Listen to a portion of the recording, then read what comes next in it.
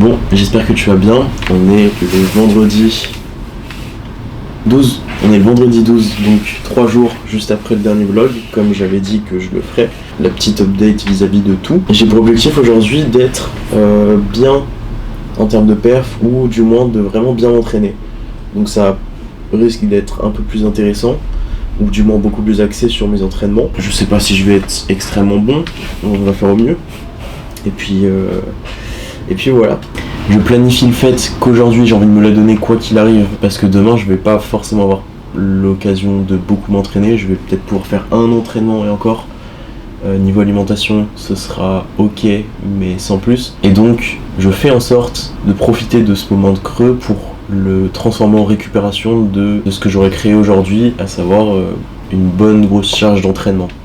Sinon, je viens de me peser parce que c'est dans ma routine. Genre, je me lève, je me fais mon café, d'ailleurs, je vais boire du café encore. Je me fais mon café, je me pèse. Et je suis à 69,1. Je vous ferai l'update calories juste après l'entraînement. Mais tout ça pour dire que du coup je suis encore dans cette bonne lancée de poids. À vrai dire, il y a pas mal de choses qui pourraient faire que je me sentirais pas bien là. J'ai une dent de sagesse qui pousse. C'est vraiment waouh. Cette nuit, du coup en fait depuis 3 nuits ça me réveille chaque nuit. Du coup en termes de sommeil c'est pas ouf. Mais étonnamment là je me sens vraiment pas mal. Après je me sens très facilement bien le matin. C'est sur la journée que ça risque de pouvoir avoir des conséquences. Là, je me suis bien étiré, légèrement échauffé. J'ai pas lancé de skill encore. Je vais lancer du coup. Et ça peut faire office de warm-up comme ça peut faire office de premier combo. C'est un peu au feeling. J'essaye d'expérimenter le fait de trouver comme un hit point. Vous voyez les jauges où je vais voir si je vais faire une animation ou si je vais screen vidéo.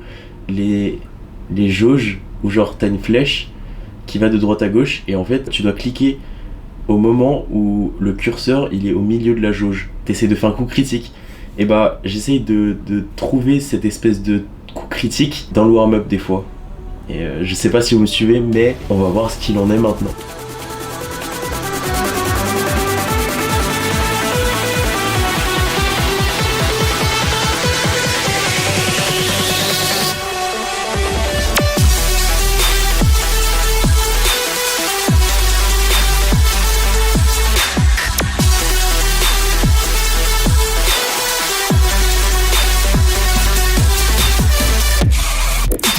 Je suis très content.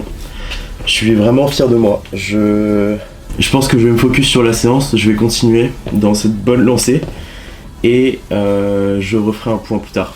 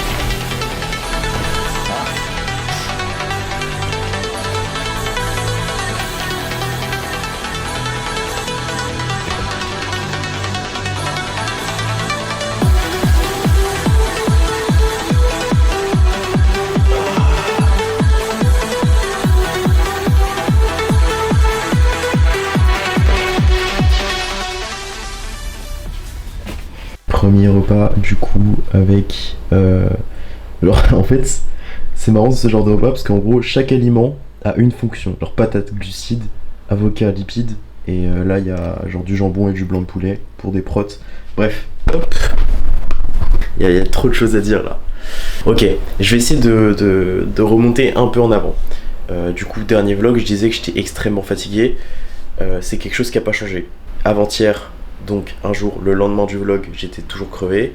Hier, c'était pire.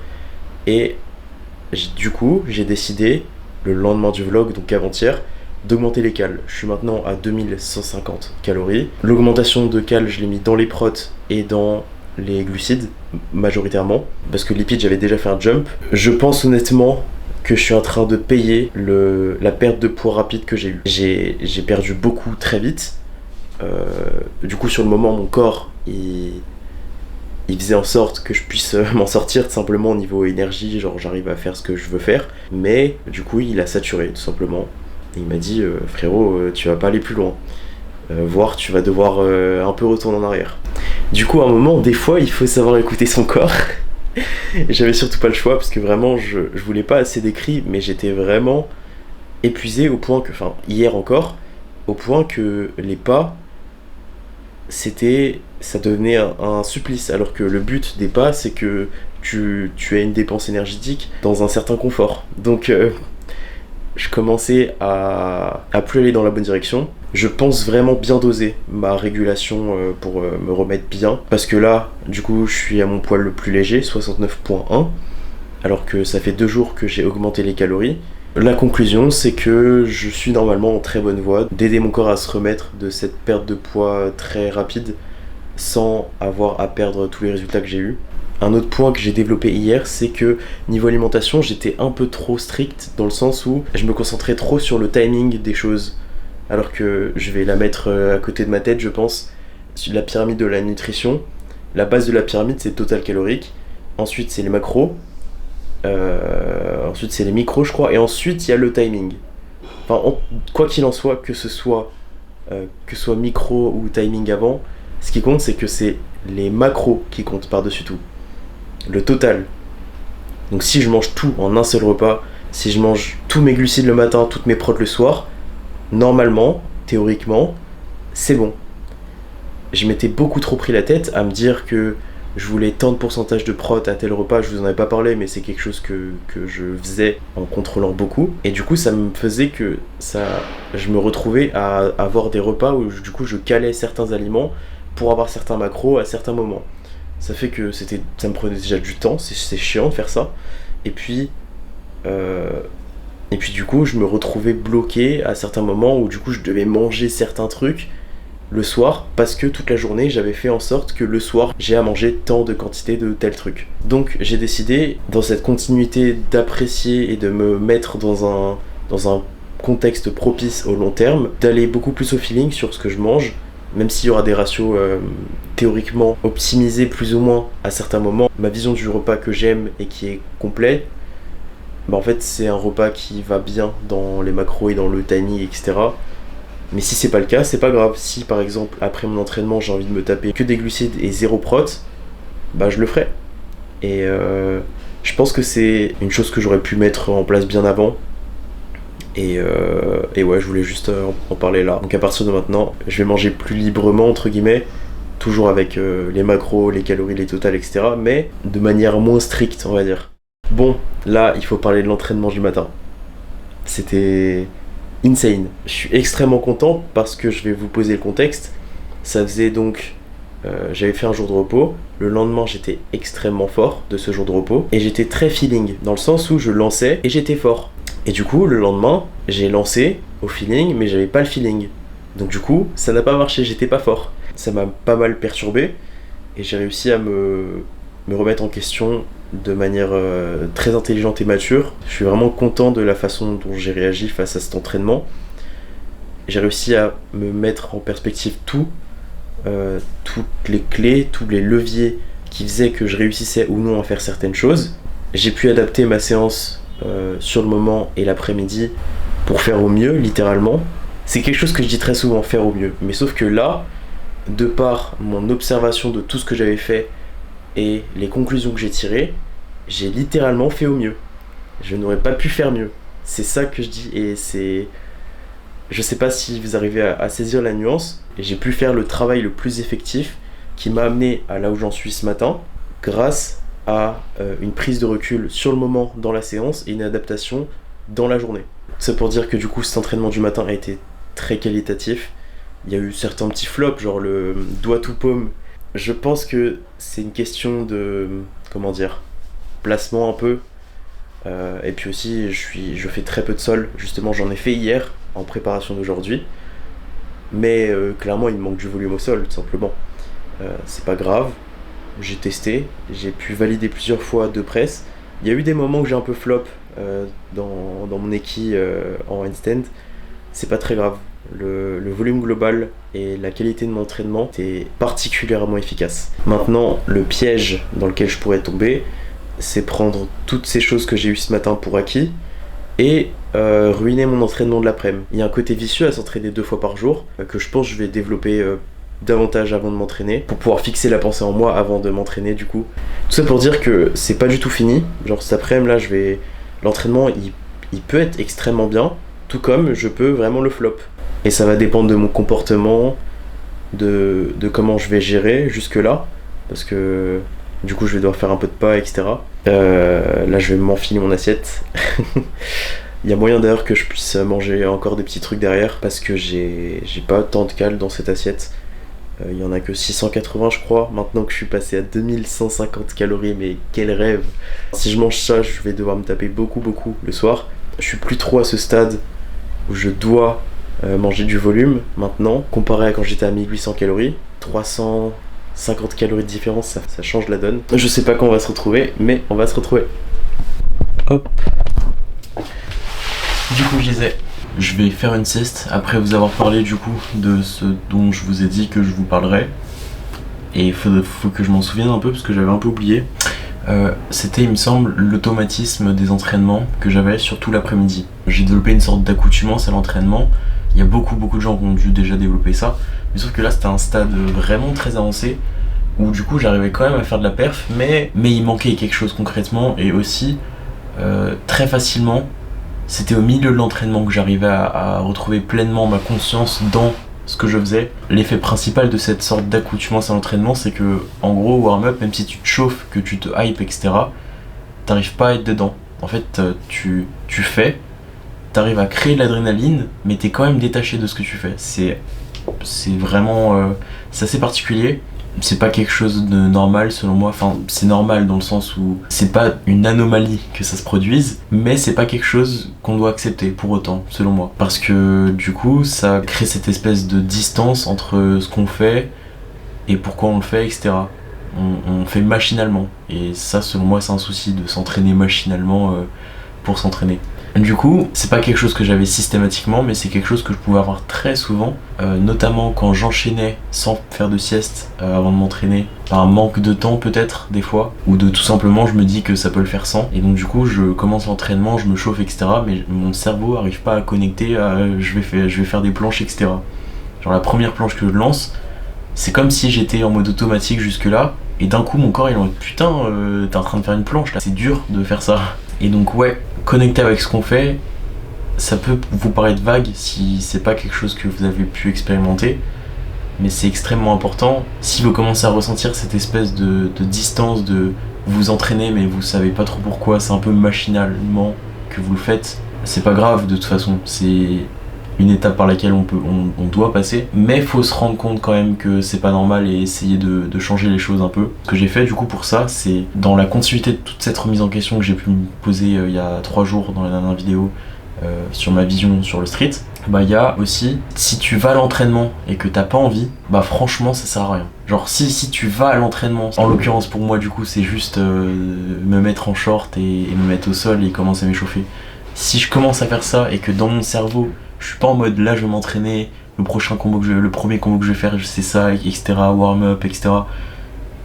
Si j'ai pas toutes ces choses là, franchement je pense que ça vaut pas le coup de s'entraîner, parce que on laisse juste s'installer cette espèce d'entraînement machinal qui n'a pas de valeur, dans lequel on arrive à trouver de la concentration et une vraie phase avec ce qu'on fait vers la fin ou vers le milieu. Peut-être que j'arrive pas à bien le formuler aussi. Tout ça pour dire que le changement que j'ai ajouté maintenant, c'est si franchement je le sens pas, si mon cerveau n'arrive pas à se connecter, bah je m'entraîne pas. Du coup j'ai pas eu à ne pas m'entraîner, parce que j'ai réussi à avoir plein de mécanismes pour me mettre dedans, notamment la sieste. Selon moi c'est un des meilleurs outils pour se mettre dans un entraînement comme ça. C'est vraiment, ça permet de vider l'esprit, d'essayer de visualiser. C'est comme de la méditation en fait, tout simplement. Donc là, du coup je vais partir faire ma sieste. J'ai mangé une petite banane et là j'ai des monsters, enfin en gros 2 demi-monsters. Je vous montre. Hop, que j'avais entamé auparavant, et là du coup c'est les meilleurs goûts, franchement, selon moi. En plus, celle-là, je crois que c'est la même que la mango, loco, je sais pas quoi. C'est pas quelque chose que je fais souvent de boire une Monster entière. Bon, c'est pas un truc de fou non plus, mais quand même. Je fais souvent une demi, pas forcément tous les jours en plus. Sauf que là, comme je vous l'ai dit, j'ai vraiment envie de me la donner sur cet entraînement. Je pense que, en général, ça dure 2 heures. Après, selon ce qu'on fait dedans, ça peut être beaucoup plus intense en 1 heure qu'en 2 heures. Mais là, j'ai vraiment envie de beaucoup faire pendant 2 heures. Bon, je vais faire une petite sieste. Je pense que ça va clairement partir sur un edit compile de l'entraînement, avec peut-être plus de commentaires quand même que la dernière fois où j'avais fait ça. J'espère que ça va vous plaire, et c'est parti.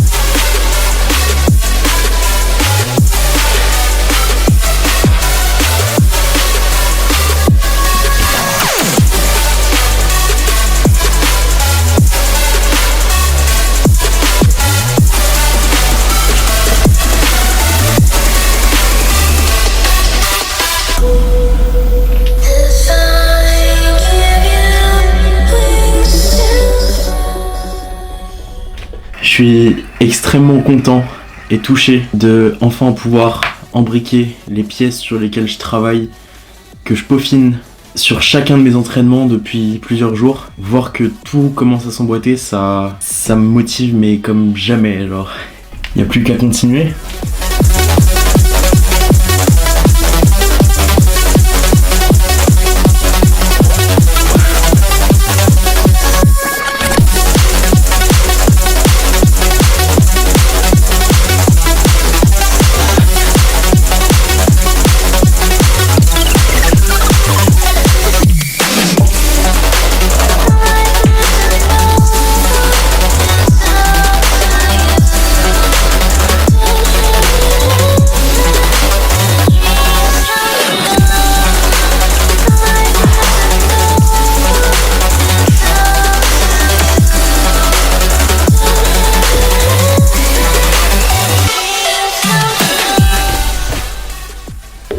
Là vous voyez, je bloque sur la transition, passer de doigt wide à instant wide. C'est un truc sur lequel j'ai travaillé il y a 2-3 jours il me semble. Je sais que j'en suis capable, il y a certains points techniques que je dois réintégrer, sur lesquels je dois vraiment me focus, notamment une tension sur mon bas du corps plus importante. Et bah là en fait, il faut juste que je prenne un peu de recul, que je me dise que c'est pas grave. Genre, là j'ai raté 3 tries mais c'est pas grave. J'ai quand même fait dead stop to press en wide, déjà il y a un peu de temps sous tension, c'est bien. Maintenant, là où il faut pas se faire avoir, c'est niveau frustration. Si je ne l'ai pas actuellement, c'est qu'il y a une raison. C'est que je néglige un point technique. Il y a quelque chose que j'avais qui était intégré, qui ne l'est plus. Bah c'est pas grave, juste j'en prends conscience et je l'intègre. Donc l'application concrète, c'est que je sais ce qui manque là. Je vais focus dessus, quitte à prendre un peu plus de repos. Et si ça bloque, je passe à autre chose et j'essaye d'être efficace autre part.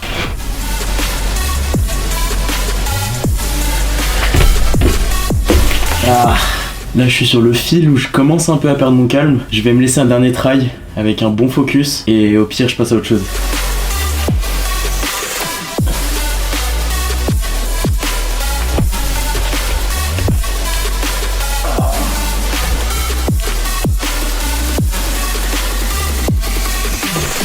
Bon, je ferai pas mieux. Là, je sais pas sur quoi je vais partir. J'ai fait beaucoup de volume en wide, beaucoup de volume en 2 doigts. Je me sens pas de faire de la suppi normale. J'ai bien envie de faire des séries élastiques de vrai wide.